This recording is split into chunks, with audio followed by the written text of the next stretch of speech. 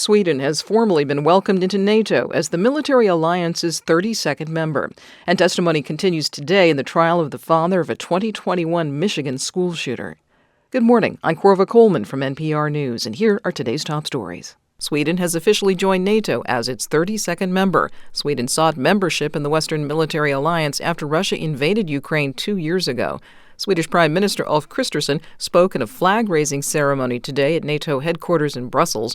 He says his country is exactly where it needs to be. With this membership, Sweden has come home.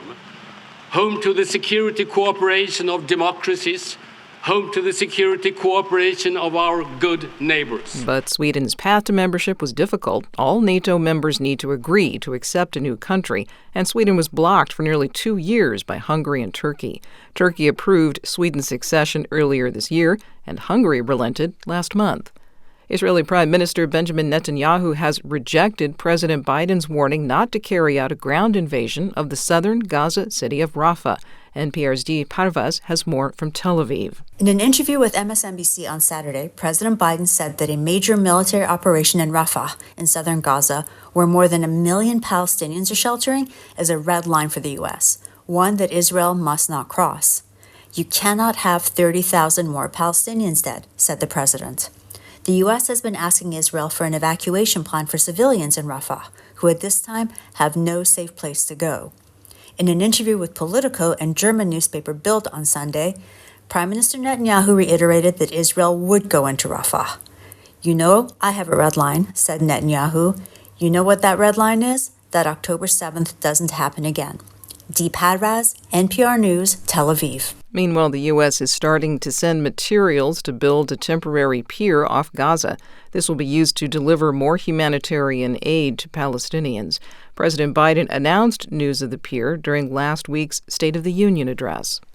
Testimony continues today in the trial of James Crumbley. He is the father of the teenager who killed 4 classmates at a Michigan high school in 2021. From member station WDET, Quinn Kleinfelter reports Crumbley faces involuntary manslaughter charges and a penalty for making threats while he's been in jail. Prosecutors say Crumbley could have stopped the murders if he had taken his son home from school the day of the shooting, after he was shown a violent picture the teen drew featuring a gun like the one his father had just bought him. The prosecution claims the elder Crumbley never locked the gun. His wife was convicted a month ago on identical charges, but Crumbley's defense paints him as a more sympathetic figure and counters that he hid the gun from his son. Another side of Crumbley came to light during the trial when a judge restricted who he communicates with because he made threats on a jailhouse phone and in an electronic message. The sanction was delivered while the jury was not present to prevent those incidents from influencing the verdict in the case. For NPR News, I'm Quinn Kleinfelter in Detroit. This is NPR.